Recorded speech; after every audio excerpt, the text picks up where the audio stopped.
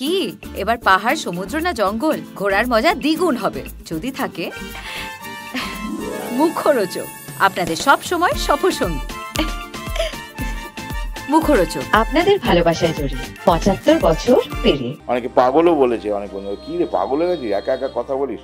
আসলে আমি তো তখন ডায়লগ আওড়াচ্ছি। গাড়ি করে মুভ করবো সেটা কোনোদিন ভাবতেই পারিনি। ট্রেনে বাসেই যেতাম। তখন আমি বললাম আমার জন্য একটা পাউরুটি নে, কারণ আমি সারাদিন খাইনি, বসে আছি কাজের জন্য। কাজটা না হলে সত্যি খুব অসুবিধা হয়। একটু দেরিতে বাজারে যাই যাতে সস্তায় কিছু বাজার করতে পারি। ওই মাছের তেলে মাছ ভাজা এগুলো করে চলছে এখনো। পাবলিক ভাবে বোধহয় একটা অভিনেতা মানে মানে আমি মেট্রোতে গেল, অনেকে বলে আপনি স্যার আপনি মেট্রোতে?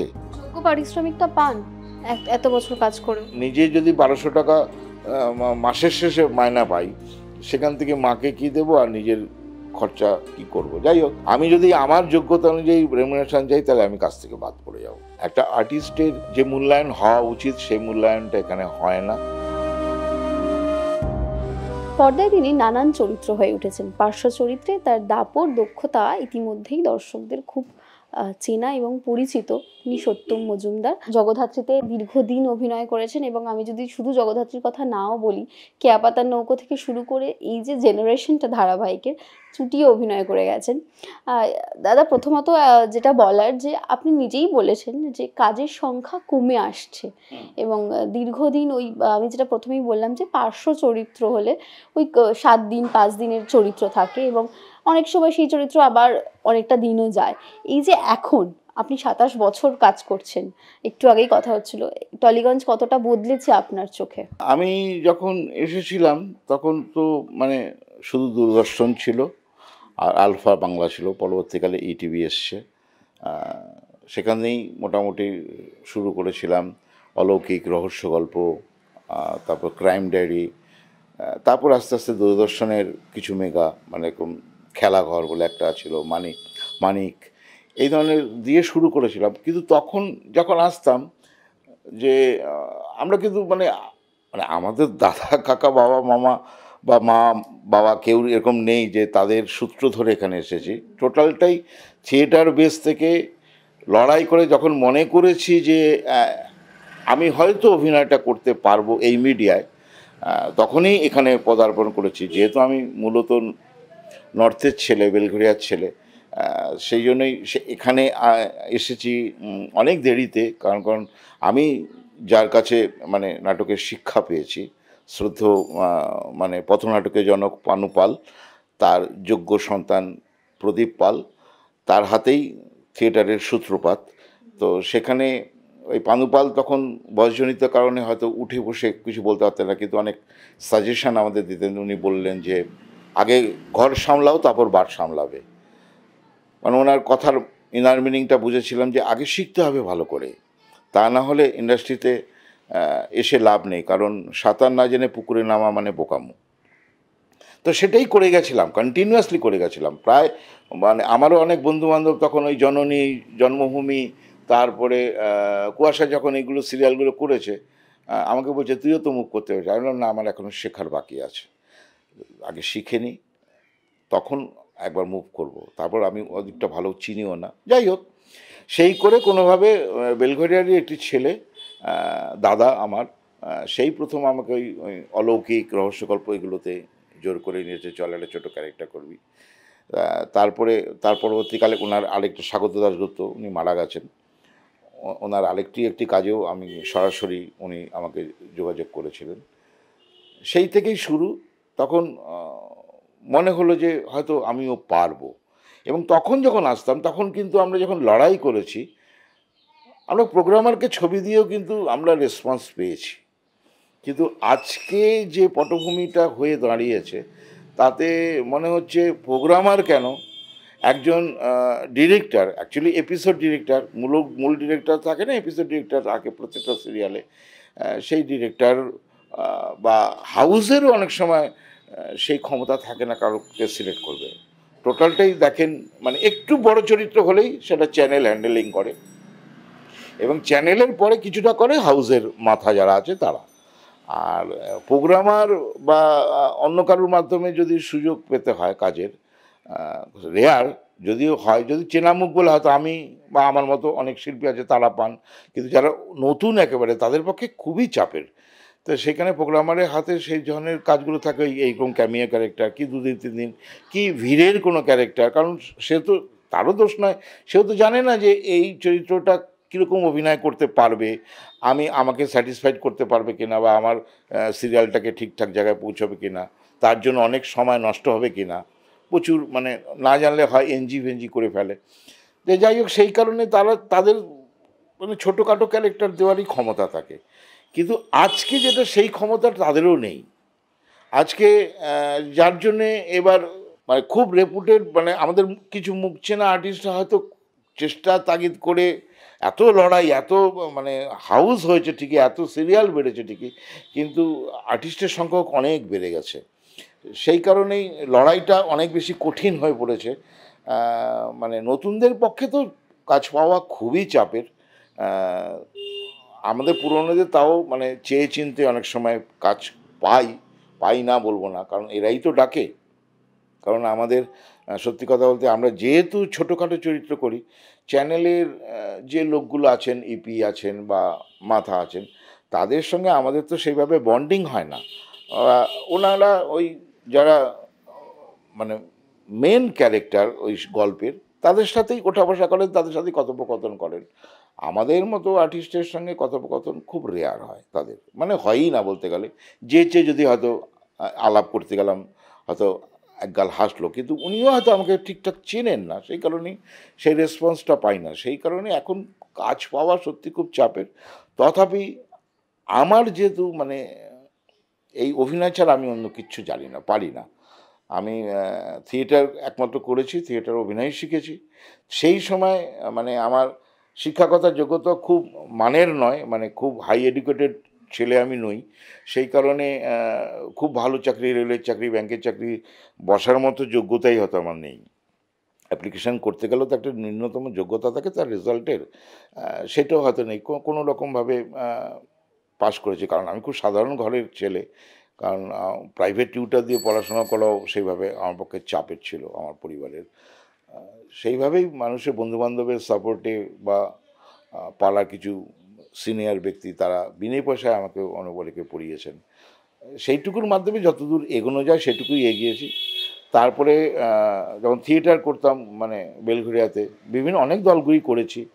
মানে দলগুলো অনেক সময় অন্যান্য বিভিন্ন কারণে বন্ধ হয়ে গেছে, সেই জন্য আরেকটা দল শিফট করেছি বসে না থেকে।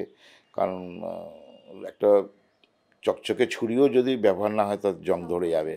তা সেই কারণে ব্যবহারের জন্য আমি এদিক ওদিক অনেক দলই করেছি। তো ওই অভিনয় করতে করতে তখনও মনে হয়েছে, তখন ওই ট্রেডিং বিজনেস কিছু করতাম, মানে মাল কিনে দোকানে দোকানে সাপ্লাই করা। সেই হয়তো সাপ্লাই করতে যাচ্ছি, দেখা যাচ্ছে যে মানে ডায়লগ বলতে বলতে যে দোকানে সাপ্লাই করবো সেই দোকান ক্রস করেও চলে যাচ্ছি, এরকমও হয়েছে। অনেকে পাগলও বলেছে, অনেক বন্ধু, কী রে পাগল হয়ে গেছিস, একা একা কথা বলিস। আসলে আমি তো তখন ডায়লগ আওড়াচ্ছি। তাই যাই হোক, সেইগুলো করে দিনের শেষে দেখা যাচ্ছে যে মানে আবার কোনো প্রাইভেট ট্রেডিংয়ের অন্য কাছের কোম্পানির কাছেও যদি কাজ করেছি, 1200 টাকা 1300 টাকা মায়না পেতাম, তখন চলতো না। তবু আজকের থেকে তখন তো পয়সার দাম একটু বেশি ছিল। সেগুলো করে সেই কাজ কমপ্লিট করে তাকে সমস্ত তার হিসাব, মালের হিসেব, টাকার হিসেব সব বুঝিয়ে হয়তো দেখা গেল সেদিনই আমার মেদিনীপুরে শো, আমার যে দলটার। কারণ আমরা মূলত ওয়ান অ্যাক্ট ড্রামা করতাম। বড় দলে তো করতে পারিনি, মানে বড় দল করতে গেলে যে একটা হল বুক করতে যে টাকা লাগে সেই টাকার সামর্থ্য আমাদের ছিল না। সেটা ছোটো দলে ওই ওয়ান অ্যাক্ট বিভিন্ন কম্পিটিশনে যেতাম। এবার কম্পিটিশনে যদি নাটকটা ভালো হতো, স্ট্যান্ড হতো, তাহলে হয়তো কোনো সময় অন্য একটা জায়গায় কল শো পেতাম বা সেই জায়গায় কল শো পেতাম, সেটা রেয়ার। তো যাই হোক, তো সেখানে ওই দেখা গেলো যে 2টোর সময় তাদের সমস্ত কিছু বুঝিয়ে সুঝিয়ে দেখা গেলো আমার শো আছে, সবাই বেরোবে 3টে নাগাদ, মানে আমার সেকেন্ড শো হয়তো আছে, ওখানে গিয়ে 8টার মধ্যে আমাকে ঢুকতেই হবে। তো সেই কারণে তখন হয়তো আমি না খেয়েই চলে যেতাম, হয়তো সাইকেলটা একটা জায়গায় লক করে কোনো একটা দোকানে, চেনা জানা দোকানে, যে দোকানে চা খাই সেই দোকানে লক করে ওর সাথে চলে যেতাম। আর তখন তো এখন যেরকম মানে বিভিন্ন সরকারি, কেন্দ্রীয় সরকার হোক, রাজ্য সরকার হোক, গ্র্যান্ট পায় বিভিন্ন নাট্যদল, তখন কোনো গ্র্যান্টের ব্যবস্থা ছিল না। যেগুলো গাড়ি করে মুভ করবো সেটাও কোনোদিন ভাবতেই পারিনি, ট্রেনে বাসেই যেতাম। সেই নির্দিষ্ট টাইমে তাদের সঙ্গে চলে যেতাম। হয়তো দেখা গেল বাকিরা হয়তো কেউ বাড়ি থেকে খাওয়া দাওয়া করেও এসেছে, দেখা গেলো একটা জায়গায় শিফট করে মানে স্টেশনে নেমে তারপর ওখান থেকেও ভ্যানে বা বাসে যেতে হবে, সেখানে নামার পরে হয়তো একটু চা খাচ্ছে, তখন আমি বললাম আমার জন্য একটা পাউরুটি নে, কারণ আমি সারাদিন খাইনি। তোমার যে তুমি বলবে তো, আমি বললাম বলবো, কাকে বলবো? সেই পাউরুটির পয়সাটাও তো তোদেরই দিতে হবে, কোথার থেকে দিবি? কারণ একটা গ্রুপ থিয়েটার চলে নিজেদের চাঁদায়ের পয়সায়, মানে একটা শো করতে গেলে তখন, অন্তত এখন জানি না কি হয়, তখন কিন্তু মানে নিজেদের পকেট থেকেই টাকা দিয়ে শোটা করতে হতো। মানে আজকে তো মানে গ্র্যান্ড পাওয়া যাচ্ছে, তারপরে বিভিন্ন দলে জায়গায় কম্পিটিশান করতে গেলে, নাটক করতে গেলে যে সাবসিডি দেয়, তখন সেগুলোও দিত না, উল্টে এন্ট্রি ফি দিয়ে করতে হতো। তো সেই জায়গা থেকে আজকে অনেকটা সুবিধা হয়েছে, যারা গ্র্যান্ড পাচ্ছে তাদের আরও সুবিধা হয়েছে। এখন সবাই গাড়ি করে যায়, এখন আর কেউ মানে যেহেতু সেট ফেট নিয়ে যেতে হয়, ট্রেনে বাসে খুব ঝামেলা হয়, প্রচুর এরকম ঘটনা হয়েছে, মানে ট্রেনে মারপিটও হয়েছে, যে তাদের লাঠি শটা নিয়ে লাইট ফাইট নিয়ে যেতে গেলে তাদেরও অসুবিধা হয় ডেলি প্যাসেঞ্জারদের, সেই নিয়ে অনেক বাকবিতণ্ডাও হয়েছে, অশান্তি হয়েছে। তা আজকে সেটার জায়গা থেকে অনেক দলই এখন সেই জায়গা থেকে মুক্ত, মানে তারা নিজেদের মতো করে যেতে পারে।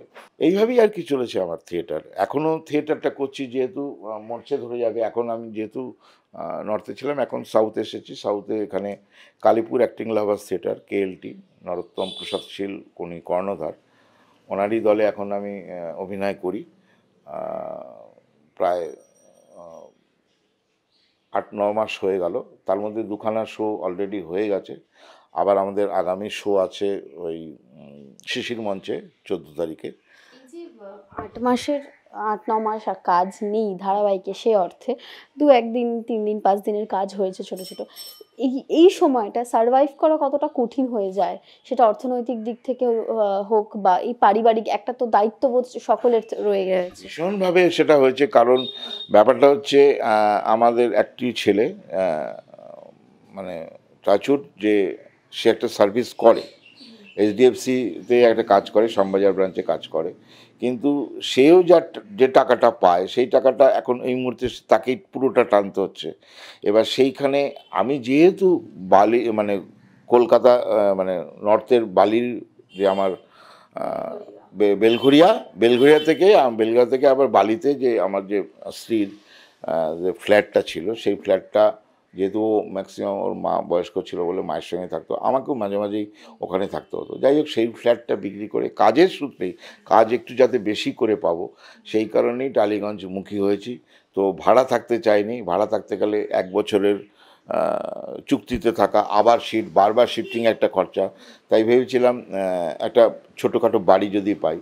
তো ফ্ল্যাটে আমার পছন্দ না, কারণ আমি যে ফ্ল্যাটে থেকেও অভ্যস্ত, ওখানে ছিলাম, কিন্তু আমার ভালো লাগে না ফ্ল্যাটে, মানে এই দেওয়াল আমার, তো ওই দেওয়াল ওরকম, একটা পেরেক টুকলেও পাশে করে পারমিশন নিতে হয়। সেই কারণেই আমার ফ্ল্যাট কালচারটা ভালো লাগেনি কোনোদিনই। আমি একটু নিজের মতো করে বাড়ি খুঁজছিলাম। তো যাই হোক, লাকিলি আমি এই বাড়িটা পেয়ে গেছি। মোটামুটি এই চত্বর অনুযায়ী আমি অনেকটাই সস্তায় পেয়েছি, কিন্তু যে টাকায় আমি ওই ফ্ল্যাটটা বিক্রি করেছি তার থেকে অনেক টাকাই কম আমার। তখন বাধ্য হয়ে আমাকে লোন করতেই হয়েছে, যে বাকি টাকাটা মানে এই বাড়িটা নেবার এবং সেটাকে রেনোভেট করার জন্য আমাকে কিছু টাকা করতে হচ্ছে। সেইগুলো, এই লোনগুলো আমাকে খাই না খাই আমাকে শোধ করতেই হবে। সেই কারণেই সেটা মানে যখন কাজ না থাকলে তখন ছেলের পক্ষে অসম্ভব প্রেশার পড়ে যায়। মানে সেই কারণে ছেলে চালিয়ে নিচ্ছে, মানে ইধার কামার উধার করে এসব করছে, কিন্তু মানে খুব টাফ। মানে আমি যদি সাপোর্টটা দিই তাহলে ভালো। এতদিন ঠিকই ছিল, যতদিন জগদ্ধাত্রী ছিল আমার, তখন আমার কোনো অসুবিধা হয়নি। সত্যি কথা বলতে স্নেহাশিস চক্রবর্তীকে আমি অশেষ ধন্যবাদ দেবো যে ওরকম একটা চরিত্র আমাকে ভেবেছেন, কারণ অত বড় চরিত্র এর আগে কেয়া পাতা নৌকায় লীনা গাঙ্গুলি দিয়েছিলেন, তারপরে স্নেহাশিস চক্রবর্তী দিয়েছিলেন। মাঝখানে যা করেছি সবই ওই ম্যাক্সিমাম 2 মাস 4 মাস 1 মাস ওই চোখের তারা তুইতে আমি একটা চরিত্র করেছি, ওটাও টানা চরিত্র ছিল, কিন্তু চরিত্রের পোটেনশিয়ালিটি সেভাবে ছিল না। মানে যেটা আজকে জগদ্ধাত্রী বা কেয়া পাতা নৌকা করে আমি মানুষের কাছে পরিচিত হয়েছি আর্টিস্ট হিসাবে, সেই চরিত্রগুলোতে সেটা সম্ভাবনা ছিল না। যাই হোক, এখন ওই বসে আছি কাজের জন্য। কাজটা না হলে সত্যি খুব অসুবিধা হয় সারভাইভ করা। তখন মানে কী বলবো, মানে একটু দেরিতে বাজারে যাই যাতে সস্তায় কিছু বাজার করতে পারি। তো কি করব, মানে আমাকে তো চলতে হবে, দিনের শেষে দুটো তো ডাল ভাত অন্তত পেটে দিতে হবে। সেদিক থেকে আমার পরিবারের, মানে আমার ছেলে, আমার স্ত্রী প্রত্যেকেই ভীষণ অ্যাডজাস্টেবল। যে সমস্যা হয়েছে সমস্যার সম্মুখীন ওরাও সেই কারণে মেনে নিয়েছে। আমার স্ত্রীও টুকটাক ওই আকুপ্রেশারের কাজ করে, ও এগিয়ে তাকে বলে দু একটা পেশেন্ট চেষ্টা করেছে, পেয়েছে, অনেক সময় পেয়েছে, সবসময় যে পায় মানে ওর সেইভাবে অ্যাডও তো আমরা করতে পারিনি, সেই জন্য পায় না। মানে ও গ্যারেন্টি দিয়ে সারায় যে কোনো নার্ভের যে কোনো ট্রিটমেন্ট, সেগুলো দিয়েও টুকটাক এখানে কাজ হয়ে ওই মাছের তেলে মাছ ভাজা এগুলো করে চলছে এখনো। আপনি বললেন যে কেয়াপাতা নৌকোর পর জগদ্ধাত্রীতে আবার একটা এরকম বড় চরিত্র, মানে যেটাতে পরিচিতি দিয়েছিল কেয়াপাতা নৌকো, সেখান থেকে এই এতগুলো বছর পর আবার জগদ্ধাত্রী, কিন্তু মাঝখানে প্রচুর কাজ করেছেন, প্রচুর ধারাবাহিক করেছেন, চরিত্রের গুরুত্বটা কমেছে। এই যে পার্শ্ব চরিত্রের গুরুত্বটা আপনার কি মনে হয় যে কতটা কমে এসছে এই পার্শ্ব চরিত্রের গুরুত্ব? পার্শ্ব চরিত্রের গুরুত্ব কমেছে, এখন সবই মানে ছোট গল্প হয়, মানে সেইভাবেই যে কোনো সিরিয়ালে মানে একটা ছেলের বাড়ির পক্ষ, মানে হিরোর বাড়ির পক্ষ, একটা হিরোইনের বাড়ির পক্ষ, আর বাকি যারা আসবে ডাক্তার, পুলিশ, সলিসিটার বা আত্মীয় স্বজন, তাদের ওই সব চরিত্র অভিনেতা। এবং সেই প্রত্যেকটা মানে গল্পগুলো, প্রত্যেকটা গল্প ওরকমভাবেই তৈরি হয়। তারাও হয়তো একটা সিস্টেমের মধ্যে যেতে চাইছে, সেই কারণে হয়তো এইভাবেই করে। মানে সেই হয়তো ছেলের বাড়ির হয়তো জনা 12 জন সব মিলিয়ে, এই বাড়ির হয়তো জনা 9 জন সব মিলিয়ে, এদেরই ঘুরিয়ে ফিরিয়ে হয়। এই যে পার্শ্ব চরিত্রে যেটা আপনি বলছিলেন, এই যে গুরুত্ব কমে যাওয়া, এতগুলো দিন যখন কাজ করছেন তখন কখনো মনে হয়নি যে এই চরিত্রটা করব না, বা 2-3 দিনের চরিত্র তেমন গুরুত্ব নেই, করার ইচ্ছে নেই, সেরকম কি কখনো মনে হয়? আমি যে থিয়েটার যখন শিখেছি তখন থেকেই, মানে আমার পরিচালকই আমাকে, মানে আমার শিক্ষাগুরু প্রদীপ পাল, উনিই শিখেছিলেন যে চরিত্র ফ্যাসিনেশন কোনোদিন করবি না। চরিত্র ফ্যাসিনেশন করতে গেলে যে অকাতটা দরকার, সেই অকাতটা অনেক দেরিতে তৈরি হয়, যে চুজি হব আমি, এই চরিত্রটা করবো, এই চরিত্রটা করবো না। সেটা আমি হয়নি, আমি কোনো দিন সেটা করিনি। তবে আমাকেও মানে একেবারে একদিনের ক্যারেক্টার, এবং একদিনের ক্যারেক্টার হলেও সেটা পোটেনশিয়ালিটি থাকলেই আমাকে ডাকে, তা নাহলে আমাকে কোনো দিন ডাকেনি। সত্যি মানে একেবারে ভিড়ের মধ্যে দাঁড়িয়ে থাকা এরকম চরিত্রের জন্য আমাকে ইন্ডাস্ট্রি কোনো দিনই ডাকেনি। আমাকে মোটামুটি যে হয়তো একদিনের, কিন্তু ওই দিনে এইটা তোমারই সিন, এইভাবেই আমাকে ডেকেছে। যাদের ওইভাবে ডাকে তাদের কি অভিজ্ঞতা আমি জানি না, তবে আমাকে সেইভাবেই ডেকেছে, হয়তো একদিন হতে পারে। এবং আমি সেটা বলছি যে আমি যখনই যে অভিনয়টা করব, আমি তার সেই অভিনয়ের চরিত্রটা হয়ে ওঠার চেষ্টা করেছি, যে কোনো একদিনে করি আর 5 দিনে করি আর 10 দিনে করি, তাতে আমি সেই হাউসের প্রশংসা অবশ্যই পেয়েছি। কিন্তু দর্শক পাবলিকলি মার্কিং হতে গেলে সেই ক্যারেক্টারটা একটু লেন্দি হতে হয়, তা না হলে 2 দিন 4 দিন 7 দিনে সেই ক্যারেক্টারটা হারিয়ে যায়, দর্শকের মনে দাগ কাটে না। এই যে 8 মাস কাজের সংখ্যা কমেছে, কাজ নেই বলা যায়, সেক্ষেত্রে আপনি কতবার অ্যাপ্রোচ করেছেন, আপনি কতবার আবেদন জানিয়েছেন কাজের জন্য? আমি বলতে গেলে সপ্তাহে একদিন করে আমি সমস্ত প্রোগ্রামারকেই জানাই, এবং যারা হয়তো এই মুহূর্তে একটা কাজ দিল তাদেরকে দুম করে আবার ডিস্টার্ব করি না। তখন সে অন্তত এটা বলবে যে এই তো দিলাম, দাঁড়াও আগে আসুক, এটাই বলবে, স্বাভাবিক, ওদেরও তো কোনো দোষ নেই। সেই কারণে আমি তাকে ডিস্টার্ব করি না। আবার যেখানে অনেক দিন আগে কাজ দিয়েছিল বা অনেক দিন অনেক তার সঙ্গে যোগাযোগ নেই, সেইগুলোর সঙ্গে ওরকম মানে উইকলি আমি সবাইকেই এরকমভাবে অন্তত মেসেজ করি। অনেক সময় ফোন করলেও তারা ব্যস্ততার জন্য ধরতে পারে না, তো বা হয়তো অন্য কোনো কাজে ব্যস্ত বলে হয়তো ইগনোর করলো, তা আমি সেটা আমার কাছেও খারাপ লাগতে পারে। সে কারণে আমি ওই হোয়াটসঅ্যাপে তাদের লিঙ্ক, মানে আমার যে কথোপকথন যেটা আমি বলতে চাই সেটা তাদের পাঠিয়ে দিই। এবার তারা অনেকে সিন করে, অনেকে সিন করেও না, এরকমও হয়। সবাই যে সিন করে তা না, যারা সিন করে তারা অনেক সময় রিপ্লাইও দেয় না, এরকম হয়তো সিন করেছে, তাই না, যাক দেখেছে তো, হয়তো ওনার কাছে নেই, তাই কী বলবে এখন ধরে যে ঠিক আছে। অনেকে দেখছে যে হ্যাঁ দেখছি, অনেকে থাম দিচ্ছে যে হ্যাঁ ডাকবো, এইভাবেই চলছে আর কি। দীর্ঘদিন যদি এই পরিস্থিতি থাকে যে কাজের সংখ্যা আরও কমতে থাকে, সেক্ষেত্রে একটা তো ঋণের চাপ রয়েছেই, যেটা আপনি বললেন যে লোন রয়েছে, সেটা আরও পথ চলাটা কতটা কঠিন হতে পারে? সেটা তো নতুন করে বলার কিছু নেই। আমাদের আগের যারা যেসব লিজেন্ড শিল্পী, তুলসী চক্রবর্তীর নাম বলতে হয়, গীতাদের নাম বলতে হয়, এই যে বাসুবেদী রিসেন্ট মারা গেলেন, ওনার সকলের ক্ষেত্রে এরকম এরকম অনেকের, এরা তাও হাইলাইটেড হয়েছে, এরকম হাইলাইটেড নয় প্রচুর আর্টিস্ট আছে যে তারা বয়সজনিত কারণে হোক বা বয়স আছে তবু কাজ না পেয়ে একটা অস্থির অবস্থানে করছে না। মানে আমাদের এমন একটা তকমা লেগে আছে, আমরা অভিনেতা, মানে পাবলিকভাবে বোধহয় একটা অভিনেতা, মানে মানে আমি মেট্রোতে গেলে অনেকে বলে আপনি স্যার আপনি মেট্রোতে, মানে আমার মেট্রো চড়া যাবে না, কারণ আমাকে গাড়িই চড়তে হবে। কিন্তু ওনাদেরও দোষ নয়, ওনাদের ওই ভাবনাটা তখনকার দিনের আর্টিস্টদের ওই ভাবনাটা ভেবেই আজকের দিনেও ভাবে যে একটা আর্টিস্ট মানে ইন্ডাস্ট্রিতে মিডিয়াতে অভিনয় করে মানে তার অগাধ পয়সা, সে প্রচুর কিছু করতে পারে, এটা এটা তাদের ধারণা। কিন্তু আমাদেরও তো ক্যাটাগরি আছে, রেমুনারেশন তো সকলের সমান না। একটা আর্টিস্ট ভালো হতে পারে বা ভালো রেমুনারেশন হতে পারে, একজনের কম হতে পারে, ম্যান টু ম্যান ভ্যারি করে, মানে তার যোগ্যতা অনুযায়ী। সেখানে সবাই যে একেবারে পার্সোনাল গাড়ি করে যেতে পারবে বা সেই ঠাটবাট মেনটেন করতে পারবে সেটা তো হয় না। এটা পাবলিক অনেক সময় বোঝে না, পাবলিক ভাবে বোঝে আর্টিস্ট মানেই তার একটা বিরাট ব্যাপার। সেইখানে লড়াইগুলো চালিয়ে যাচ্ছি, জানি না কি করব, আগামী দিন কি করব, কারণ প্রত্যেকটা বিগত দিনের ওই তুলসী চক্রবর্তী, গীতাদি বা বাসুবিদি বা এরকম আরও অনেক আছে যাদের নাম হয়তো এই মুহূর্তে আমার মনে আসছে না, বা অনেক নাম নেই এরকম অনেক শিল্পী আছে, তারাও ধুঁকছে, ক্রমশ ধুঁকছে।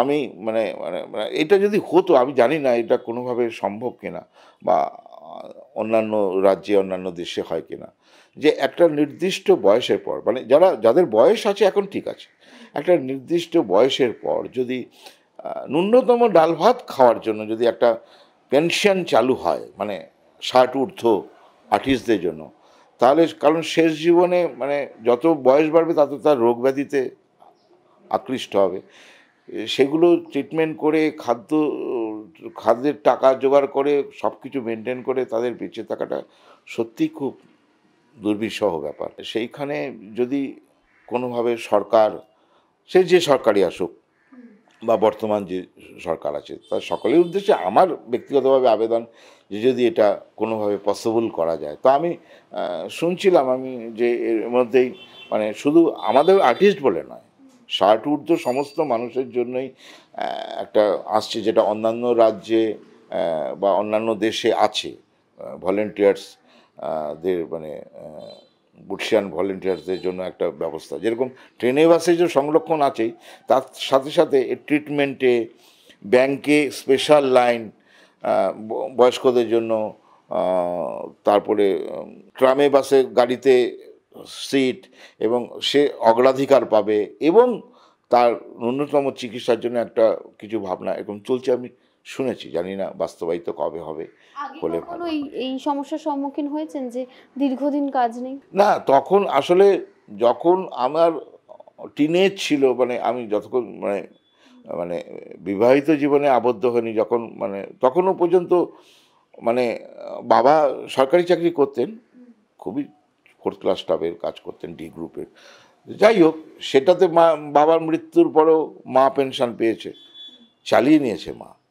হয়তো কষ্ট হয়েছে, মায়েরও কষ্ট হয়েছে, এই তখন ওই টুকটাক কাজ করে যেটুকু সাপোর্ট দেওয়ার চেষ্টা করেছে, পারিনি, চেষ্টা করেছে, কারণ নিজে যদি 1200 টাকা মাসের শেষে মায়না পাই, সেখান থেকে মাকে কি দেবো আর নিজের খরচা কি করব। যাই হোক, সেইভাবে চালিয়ে নিয়েছে। কিন্তু যখন একদম নিজের উপর পুরোটা চলে এলো, যে আমি আর একটা মানে বিবাহিত জীবনে এলাম, তখন দায়িত্ববোধ অনেক বেড়ে গেল, তখনও টুকটাক কাজ চলছিল, একেবারে এতটা অসুবিধা হয়নি।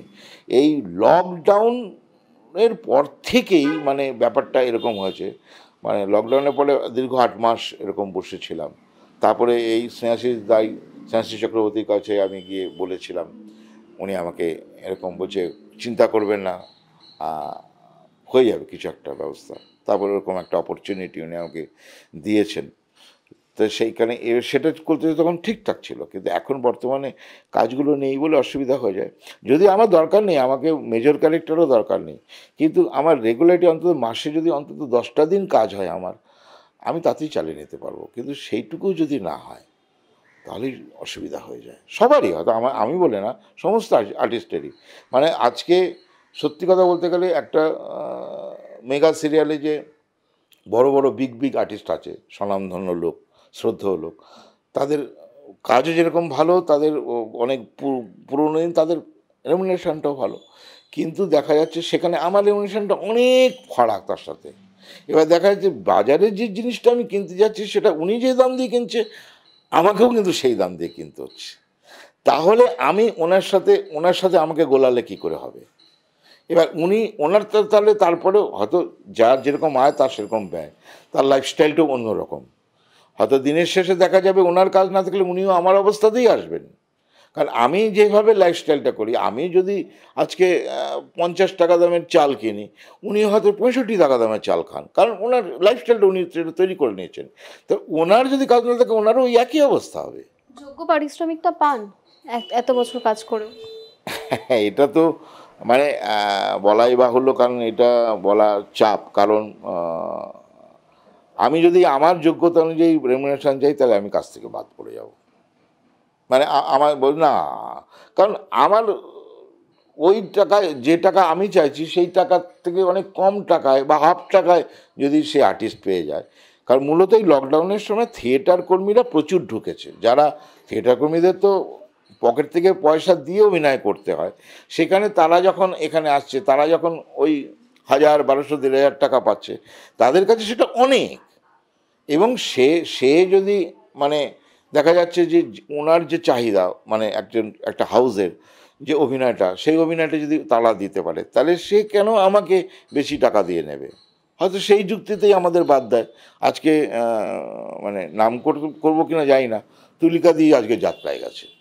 কেন যাত্রা গেছে? এই বয়সে ওনার যাত্রা করার, এই বয়সে যাত্রা থেকে ফিরে এসে অন্য কাজ করে, উনি এই বয়সে যাত্রাতে গেছেন। কেন গেছেন? এই কাজ নেই বলেই গেছে। সবাইকেই সার্ভাইভ করতে হবে, বিশেষ করে মহিলাদের। তাও মানে এখন মহিলারাও স্বাবলম্বী, কিন্তু তথাপি সেইবারই পুরুষটার যদি একটা সঠিক আয় থাকে তাহলে সেই মহিলা হয়তো টেনে নিতে পারে। কিন্তু একটা পুরুষের যদি কাজ না থাকে তাহলে সেটা খুব চাপে। সেটা মানে সে ঘুমোতে পারে না, সামান্য কারণে রিয়্যাক্ট করে ফেলে, উত্তেজিত হয়ে যায়, ঘরের লোকের সাথে সম্পর্ক খারাপ হয়ে যায়। হয়তো সামান্য কথা ছেলে একটা বলেছে কি স্ত্রী একটা বলেছে, মানে সেটা হয়তো আমি রিয়্যাক্ট করে ফেললাম অন্যভাবে, পরে হয়তো রিয়েলাইজ করছি যে এটা আমার বলা ঠিক হয়নি, কিন্তু ততক্ষণে যেটা বলার সেটা তো মুখ দিয়ে বেরিয়ে গেছে। মহিলা পুরুষ ক্ষেত্রে নয়, যে দায়িত্বটা যার তার উপরই বোধহয় প্রেশারটা থেকে যায়। কিন্তু এই যে আপনি যেটা বললেন যে অনেকে যাত্রা করছে, সেক্ষেত্রে আপনি সেরকম কি কখনো চেষ্টা করেছেন?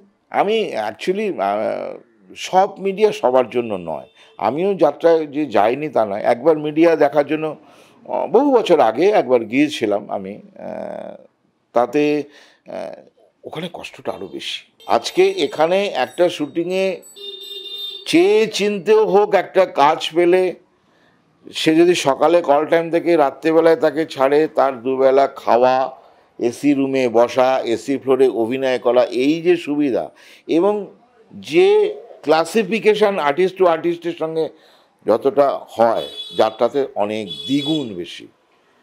মানে এত ক্যাটাগরি মেনটেন হয়, মানে ডায়লগ অনুযায়ী সে 14 নম্বর আর্টিস্ট না 13 নম্বর আর্টিস্ট না 3 নম্বর আর্টিস্ট না 5 নম্বর আর্টিস্ট, সেই অনুযায়ী গ্রেডেশান, সেই অনুযায়ী তার পয়সা, সেই অনুযায়ী তার ট্রিটমেন্ট। এই ক্লাসিফিকেশনটা যাত্রাতে খুব বেশি আছে, যেটা এখানে নেই। সেখানে আমি 1 বছর গিয়ে আমার মনে হলো যে না, এটা আমার সুইটেবল না। এবং দিনের পর দিন যখন চেন থাকে, এখন ওই শিল্পটাও প্রায় শেষ হতে চলেছে, মানে এখন আর শো সেইভাবে হয় না। তবু আমি যখন করেছিলাম তখন দেখতাম মানে আমি 120 পালা প্রায় করেছিলাম। তো টাফ জার্নি, কারণ ওই যে রাত্রিবেলা যাত্রাটা শুরুই হতো রাত্রি 10টা 11টা এরকম সময়, যেগুলো মানে চ্যারিটেবল শো, মানে ঘেরা প্যান্ডেলে হয় না, সেগুলো তো একটু দেরি করেই হয়, কারণ ওটা পুজো একটা মেলাকে কেন্দ্র করেই হয়, এবং সেইটার তাকে তো ব্যবসা, যে মেলা সে হয়তো টাকাটা দিচ্ছে, তাকে মেলায় যেসব দোকানদার আছে তাদেরকে তো ব্যবসা করতে দিতে হবে। সেটা করার পর তো রাত্রি 11টায় শুরু হচ্ছে, শীতকাল শেষ হচ্ছে 2টো, 2:30, 2:45 এরকম সময় শেষ হচ্ছে। এবার যাত্রা শেষে দর্শক তো বাড়ি চলে গেছে, এবার আর্টিস্টরা কী করবে? যারা প্রাইভেট কারের গাড়ি শিল্পী, তারা হয়তো হোটেলে চলে গেছে প্রাইভেট কারের শিল্পী, কিন্তু যারা বাসের শিল্পী তাদেরকে ওখানে বসে থাকতে হবে। এবার লাইট খুলবে, তারা খাওয়া দাওয়া করবে, গাড়িটা আবার শিফটিং সব সাজাবে, তারপর মুভ করবে ওই প্যান্ডেল থেকে আরেকটা প্যান্ডেল। ওই বাসেই যেটুকু ঘুমানো, ওখানে গিয়ে আবার সকালবেলায় হয়তো যদি, যেহেতু চেন যখন হয় কাছাকাছি এরিয়ার মধ্যেই হয়, তো সেই চেনে সেই জায়গায় গেলে পৌঁছলে তখন দেখা যায় যে ওখানে গিয়ে আবার একটু রেস্ট নেয়, তারপর আবার খাওয়া দাওয়া করে আবার সেই রাত্রি 9টার সময় সেই জায়গায় গেল, মেকআপ রুমে গেল, মেকআপ হলো, এইভাবে হয়। ওটা খুব টাফ, ওটা মানে সত্যি আমাদের জন্য নয়, যারা মানে এই যে সেলিব্রিটি নাম করা হোটেল গাড়ি বাড়ি অমুক হোটেল গাড়ি এসব সুবিধা পায়, তাদের কিছুটা হলেও রিল্যাক্স হয়, কিন্তু তাদেরও চাপ, কারণ একটা প্যান্ডেল থেকে আরেকটা প্যান্ডেলে যে আর্টিস্টটা যাচ্ছে সে কিন্তু রেস্টের সময়টা বেশি পাচ্ছে পৌঁছে গিয়ে, কিন্তু সে তো হোটেলে আজকে হয়তো 5 কিলোমিটার দূরে তার হোটেল, তাকে তো অনেক অ্যাডভান্স বেরোতে হচ্ছে। অতএব কষ্ট সকলেরই, মানে যাত্রা যারা করে সত্যি যাত্রা শিল্পীরা প্রচুর কষ্ট করে, সেখানের থেকে এখানে অনেক বেশি আরাম। আমি শুধু একটাই কথা বলি, মানে আমার একটাই খারাপ লাগে, আমি আগেও বলেছি যে একটা হাউসের ধরুন 5টা কাজ হচ্ছে, 5টা সিরিয়াল হচ্ছে, 5টা কাজে এক একটা মানে টোটাল ইউনিটে 60 জন 65 জন থাকে। এবার আর্টিস্টের সংখ্যা ধরুন আমি ধরলাম 25 জন, একটা হাউসেরই 5টা সিরিয়াল হচ্ছে, এই 25 জনের মধ্যেই কেন ঘোরাফেরা করবে? কেন নতুনদের সুযোগ দেওয়া হবে না? একটা লোক সে দেখা যাচ্ছে 3খানা সিরিয়াল করছে একই হলে, আরেকটা লোক পাচ্ছেই না। আমার সেই জায়গাটা আমার মনে হয় যে এইটা যদি ভাবনা চিন্তা ওনারা করেন, যে একটু সবাইকেই নিয়েই বাঁচি। আপনি যখন প্রথম টালিগঞ্জ ইন্ডাস্ট্রিতে আসেন, যখন ইন্ডাস্ট্রিতে শুরু হচ্ছে জার্নি, এই যে আপনি বলছিলেন যে এখন প্রোগ্রামারদের বলতে হয়, নক করতে হয় যে কাজ থাকলে, তখন তো এত পরিচিতি ছিল না, তখন খুব অল্প পরিচিতি, এবং সেই সময়টা কি কাজ পেতে, সুযোগ পেতে কি বেগ পেতে হয়েছিল নাকি সেই হয়তো এই বিভিন্ন স্টুডিওগুলোতে গেলে আমাকে আটকাতো, কেন যাচ্ছ কী যাচ্ছ, সেগুলো আমাকে বাইরের থেকে জেনে যেতে হতো যে এই স্টুডিওটায় কোন কোন সিরিয়াল হচ্ছে, সেই নামটা বললে একমাত্র এন্ট্রি হবে, যে আমাকে ডেকেছে। আমরা মিথ্যেরই আশ্রয় নিতাম, নাহলে তো এন্ট্রি দেবে না, কারণ আমি আর্টিস্ট নই তখন, শুধু দেখা করার জন্য বুঝতে, তাহলে আমার এখানে দিয়ে যান। এবার সে দেবে কি দেবে না, সব প্রত্যেকটা আর্টিস্ট ভাবে না আমি নিজের হাতে দেবো সেই ঘরটা, সেই কারণে অনেক সময় মিথ্যে আশ্রয় নিয়ে সেখানে এন্ট্রি নেওয়া হতো, নিয়ে সেই একটা ঘর থাকতো তাদের প্রোগ্রামারের বা ম্যানেজারের, সেই ঘরে গিয়ে আমরা ছবি দিতাম, ছবি দিয়ে সেই কাজগুলো পেয়েছি। কিন্তু এখন তো সেই সুযোগগুলো নেই, মানে এখন সব স্টুডিওতে অনেক সময় ঢুকতেও দেয় না, মানে বলতে হবে কি কারণে, কোথায়, কার সঙ্গে দেখা করবে বলতে হবে। যাই হোক, তবুও মানে তাদেরও ক্ষমতা নেই এখন আর সেইভাবে দুমদাম করে সবাইকে কাজ দিয়ে দেবো, সে সুবিধা নেই, ওদেরও কিছু করার নেই। আমরা যেরকম, আমি একজন অভিনেতা হিসাবে ভাবছি আমাকে লড়াইটা করতে হচ্ছে, সেটা প্রোগ্রামারও তাই করতে হচ্ছে, একটা ডিরেক্টরেরও তাই করতে হচ্ছে, একটা টেকনিশিয়ানেরও তাই করতে হচ্ছে। লড়াইটা সকলের, আমার একার নয়, সবাই লড়াই। কিন্তু আমি চাই যে মানে আমার ভাবনা যে সবাই বাঁচুক, অল্প করে বাঁচুক।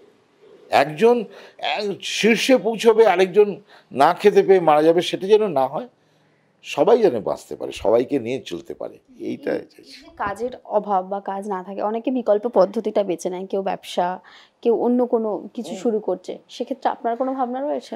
সেটা করতে আমার কাছে এরকম, আমাকে অনেক এসব দেখে বন্ধু বান্ধবরা অনেকে বলেছে, কিন্তু সেটা করতে গেলে আমাকে তো এই লাইনটা ছেড়ে দিতে হবে। আমি ম্যাক্সিমামই দেখা যাচ্ছে যে ওই লাইফ ইন্স্যুরেন্স বা বিভিন্ন ইন্স্যুরেন্সের কোম্পানি থেকে আমাকে বলছে এইগুলো করতে বলছে, কিন্তু ওইটা করতে গেলে তো আমি তো এইটাকে পুরো বাদ দিয়ে দিতে পারবো, বাদ দিয়ে দিতে হবে, আর সেটা আমার পক্ষে সম্ভব না। আমি অভিনয়ের জন্য জীবনে অনেক কিছু স্যাক্রিফাইস করেছি, অনেক কাজও বাইরে যেতে বলেছে কাজের জন্য, মানে এখানে কাজ হবে না, বাইরে কাজ হবে আমার যোগ্যতা অনুযায়ী, কিন্তু আমি যাইনি, কারণ আমি অভিনয়টাকে ভীষণভাবে ভালোবাসি। ওটা আমার একদম হার্টে ঢুকে আছে, রক্তে মিশে গেছে। ওটা ছাড়া অন্য কিছু করতে পারবো না। আমি তাতে যদি মনে হয় যে কোনো জায়গায় থিয়েটার করতে হয়, থিয়েটার করে যদি মনে হয় আমাকে, আমি অনেক জায়গায় অনেক অনেক অনেক থিয়েটার শিল্পী তো আছে যে লিজেন্ডদের কথা বাদ দিন, আপনি দেবশঙ্কর হালদার কি গৌতম হালদার সবাই হতে পারবে না, কিন্তু অনেক শিল্পী আছে যে 5টা 6টা দলে নাটক করে ওই 200-300 টাকা করে পায়, ওটা দিয়েও সার্ভাইভ করার চেষ্টা করছে।